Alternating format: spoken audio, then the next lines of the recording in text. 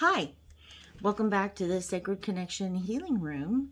My name is Cindy, and I am doing a series called Becoming Unbroken. I apologize for the crazy editing the last time. I'm working on doing better with every video, so thank you for being patient with me. Obviously, there are going to be some disclaimers here. I'm not a licensed therapist or a psychologist or a psychiatrist. As long as you're doing this and as long as you recognize those signs that maybe perhaps you've got some things to work on, you definitely need to have a professional therapist to help you down this journey. Some of the topics that we will cover could possibly be very triggering to some people. So if you feel triggered in any way by any topic or any video, please turn off the video and contact your therapist and work through that piece of it so that maybe once you've gotten to a point where it is not as triggering, you can come back and get some ideas on how to continue to heal and grow from those experiences. Today's topic is something that's going to naturally follow the introductory video, and that is defining the term broken and answering some questions about if you are broken or if someone that you know is broken. Being broken does not mean that you can't be fixed.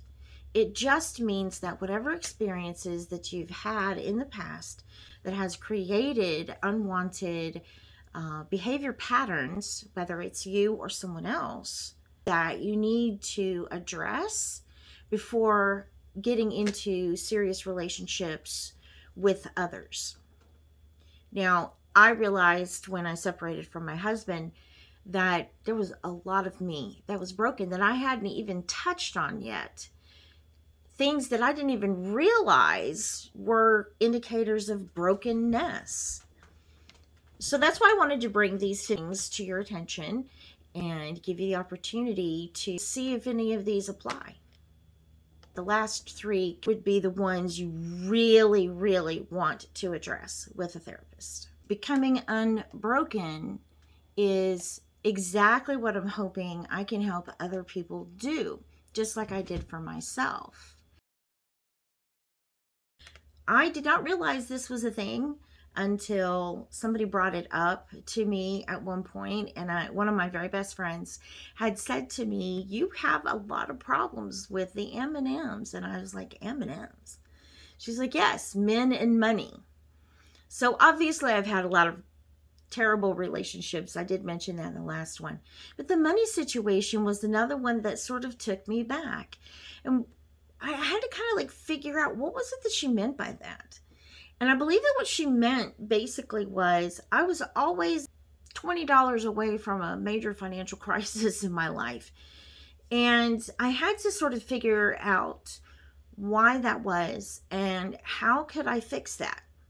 Now, obviously, I'm not just talking about, the fact that the economy has completely tanked over the last couple of years, unemployment, and all these other things. What I am talking about is that you find it very difficult to live within your means. A lot of it is overspending. I am an arts and craft addict. I love craft supplies. I do lots of different types of arts and crafts. I found myself for a long time going into craft stores to get things that was too much. I didn't need that much, at least not that day at that time. And so as I've gotten a little bit more, keyed into the types of crafts that I enjoy doing, now I know the things that I need and or want, and I'm able to be a lot smarter about the way that I spend my money. Do I do retail therapy? Or can I just window shop and maybe buy myself something small that makes me feel good or makes me feel better, instead of blowing a whole lot of money because you're putting your energy into the shopping instead of figure out what it is inside here that you might need to work on. If you find yourself helping other people before you help yourself, you find yourself putting everybody else in front of you, that is also another indicator that there's something going on here that you might need to take a look at.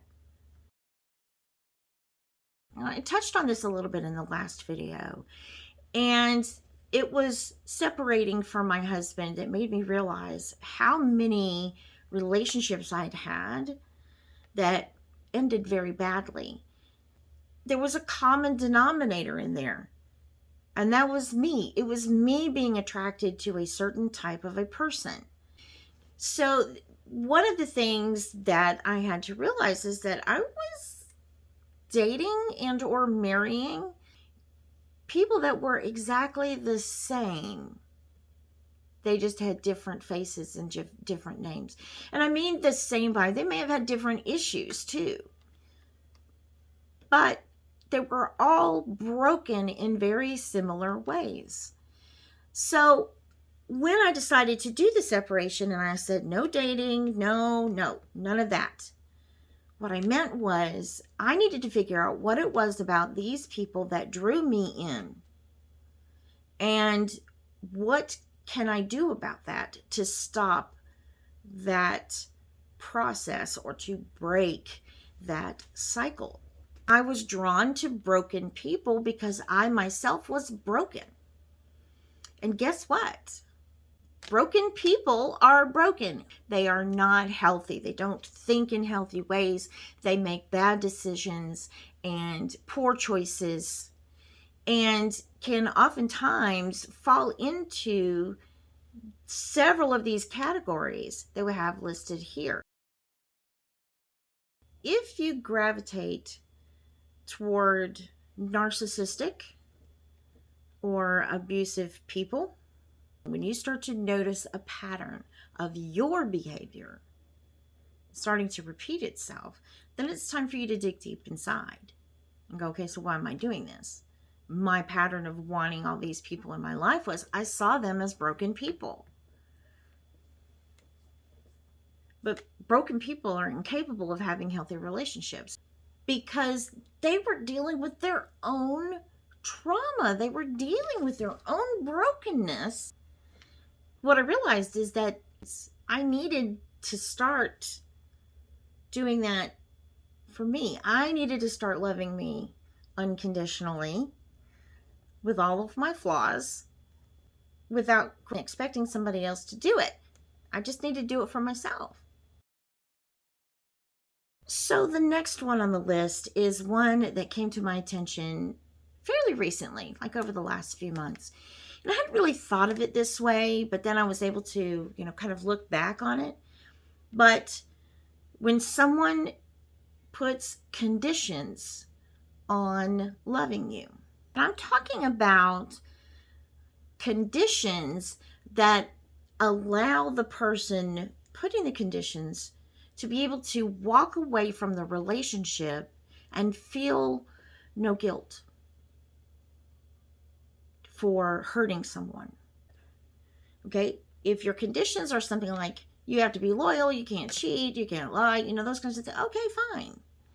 But if it's a condition that is kind of outside of that realm, and you basically say, hey, if you don't do this, then I'm out of here, or if you do this, then I'm out of here, that behavior in itself is extraordinarily toxic.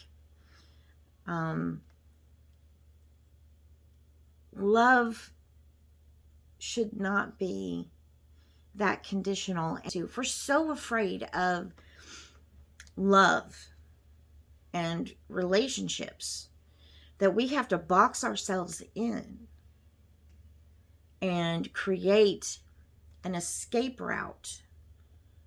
Then you don't need to be in that situation to begin with. If you don't feel comfortable enough to say, I'm in this, then don't drag that other person through those conditions. That's very, very unhealthy. And if for some reason that person is unable to fulfill your conditions and you walk away and leave them, that could be very detrimental to the person who failed. Because what are you telling that person? You failed again. Okay, so this one I am so guilty of. So guilty of it. And I talked about it a little bit in the last video. If you are hiding any part of yourself and are afraid to show that part of you, this is a red flag. This means either that you're not trusting that other person to be able to love and accept you for you, or whatever this thing is about you, you haven't dealt with enough. So if you're hiding things about yourself because of the negative backlash that you might get, that's even bigger, because that's telling you that the person you're hiding things from is absolutely not healthy. And if you're doing this to please them, then you are not healthy. That's a problem. Big problem on two different ends there. The next one is if you have experienced any kind of trauma. A lot of times, maybe it was something that happened during your childhood. It doesn't have to be, though. Sometimes people who are suffering from this depression, panic attacks, anxiety, and they don't even realize it. They could be dealing with PTSD. Now, that is something that happened to me. Trauma is a physical and mental and emotional response to something that, for the most part, was not good that happened in your life. Go back, take a look at it. Have you dealt with it? Because if you've had traumatic experiences, but you haven't dealt with them, then they can manifest and make you sick, just like it did with me. And the final one that I want to talk about is abuse. If you see people or around people or are one of these people who has gone through traumatic experiences and you find yourself in a substance abuse situation, these are all clues that something's wrong. And there's a huge chunk that needs to be unpacked. Now, I say substance abuse. This is not just drugs. This is alcohol. This could be gambling. This could be a food addiction. But anybody who has an addiction is, in a form, abusing themselves, punishing themselves. They're trying to escape. So there's that whole running away from their problems instead of running toward a solution. This is the first kind of abuse to really take note and pay attention to. All of these involve a mental and emotional need or desire to fill the hole that's inside of you with something else. These are symptoms of a bigger problem. So once you go and you start to get help, a lot of the times you can pull yourself out of that and be able to deal with the situation that was triggering your desire to have these addictive behaviors. Again, I am not a therapist. Everybody's story is different. So addictive behaviors, there could be a lot of different reasons for them. But if you are engaging in them, that is something that you need to pay very close attention to, because that is what I consider self-abuse. When you are doing something that is harmful to yourself for either reasons you haven't dealt with yet or for avoidance reasons. So this one kind of all pulls a lot of it together. Over the last several years, I've had to look up what are the different forms of domestic abuse. And everybody immediately thinks about, some being hit or kicked, some sort of physical violent thing happening. What surprised me was that there were a bunch of other abuses that I didn't think was considered domestic abuse. Obviously, the physical, I figured that there was that verbal, aspect of it, the yelling and the screaming and the putting people down type of a thing. But there are more. And it was shocking for me when I started to pay attention. Verbal, again, it can just simply be arguing. It can be name calling. What happens whenever you're in a relationship where you're doing a lot of that, especially if there's children around, is that you begin to ignore your children because your focus is mainly on hurting each other, but you hurt lots of people in the process. This abuse, if you've experienced it, it may not be because you're doing it. It may not be because somebody's doing it to you as an adult. It might have been this is the way you grew up with your parents. The psychological abuse is where these people know how to get into your head. So something that you may take a lot of pride in, which might be, taking care of your home. That doesn't mean it's going to be 100% magazine ready all of the time. But somebody who knows that that's something that you take a lot of pride in will start to nitpick. Eventually, that's them just kind of picking away. Gaslighting is something that they talk about now, trying to make you feel like you're the one that's wrong, you're the one that's crazy for thinking this or whatever, and that they're always right. That's all psychological. Emotional is the next aspect of it. And again, I would say that if you're with someone who knows how to get into your mind and manipulate your emotions, one of them that happened with me is anytime he did something wrong, he would deflect and try to tell me that whatever I did that was wrong was way bigger and more important than what he did wrong. He knew which buttons to push that would begin to make me doubt myself and would hurt my feelings to the point of a very deep depression. Neglect and abandonment. That doesn't necessarily mean that they are not physically there anymore, just like in my situation. But it could also be, when somebody says, I'm not going to do this anymore, and takes off and leaves you with 19 cents in your bank account and no real good way to support yourself and the kids. How are you going to get to work if they take the car? There's a whole lot of this neglect and abandonment. The next one that I thought was very interesting was financial. Because a lot of times, the man, he just wanted to take care of the financial stuff. Now, I've been on my own for a long time. I had been a single mom, off and on, throughout some relationships. What I began to realize is that passwords would be changed. So if I went to go look at the account, I couldn't get in online. I didn't have access to all the transactions that were happening. And again, this was, I'm trusting this person to be taking care of us.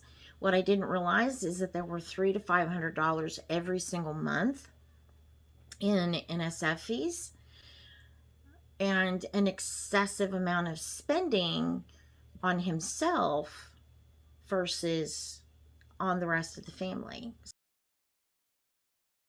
And the last one is sexual abuse. This one's very triggering for a lot of people. If you've ever experienced any kind of sexual abuse from any person, whether you know them or not, whether you were an adult or child. This is a fundamental issue that changes who you are as a person. And it is crucial that even if it happened 30, 40 years ago, that you deal with it with a professional. Now, all of these abuses fall under that. But with the sexual abuse, I've noticed in my research that there's a lot that happens when sexual abuse happens. If sometimes it happens like as a child, people tend to have complete blackouts of memory and of their childhood. And that is another huge sign that, hey, I should probably talk to someone about this and have them help me deal with it. So that one is a really tough one to discuss, but it's important. And whether you're male or female, whether you're a child or an adult, everybody can be abused. These are all things that, as I've listed them, these are all things that kind of give you that idea of, how do I know if I'm broken? Pay attention to this list. Go down that list and see if any of these things apply to you. Or if you notice somebody else's behavior is not great, then pay attention to them. Hopefully, you'll notice a few things and you'll be able to go and get help if you haven't already. But these are indicators of that. Probably indicating that you have broken pieces that can be mended. We will definitely cover these things that I've listed individually and more in depth later. This one here is just supposed to be a checklist of sorts to see if this is something that maybe you need to look into. I promise they're not all going to be this heavy. I know I said before, I want to have a lot of fun while I'm doing this. Recognizing these things can be very heavy and it can be very difficult and something that absolutely has to happen. So even though the last couple have been a bit heavy, we'll be able to look at some of these things with a little bit of humor and hopefully be able to find the positive energy inside of us to combat all of that negativity that may have happened in the past, so that as you continue to move forward in life, you realize that it can be a lot of fun and you can have a lot of love, and there's so much happiness out there to be had if we can just unload so much of the stuff that holds people down. So like I said, I wanted to have a challenge for every video that I post. And today's challenge is kind of goes along with what you did for the last time. Last time it was, who am I? Who do I want to be? What do I want out of life? How do I love? How do I want to be loved? And who is it that I see in the mirror? This just goes a little bit deeper. So it's an invitation for you to take a look at healthy relationships in your life. What makes them so different from maybe somebody over here that's not healthy? At that point, then you can start to compare. You might start to see patterns in the people that you keep around you and how these people make you feel. Arguments should be few and far between, and the good times are what should make up the rest of your relationship. So I want you to take out that handy dandy notebook. I want you to do these comparisons. Start making some lists. Look at people and see if you're noticing a pattern of behaviors. You might have a lot of people that have a lot of healthy behaviors. What is it about their healthy behaviors that you love? You might look at the people that have unhealthy behaviors, and you might want to look at what are the things that I don't like about this, but also what is it that I am drawn to. Thank you so much for hanging out with me today and staying to the end. One final thing is, if you have ever experienced any kind of abuse, there is a domestic abuse hotline that you can call. Okay, that is 1-800-799-7233. If you can't remember that, remember the word SAFE, and you will be able to get the help that you need. Anyone that you know has been a victim of any kind of abuse, please, please take some time and contact them, and definitely contact your therapist. Thanks again. As always, please like, comment, and subscribe so that we can continue to reach more and more people every single time. See you soon.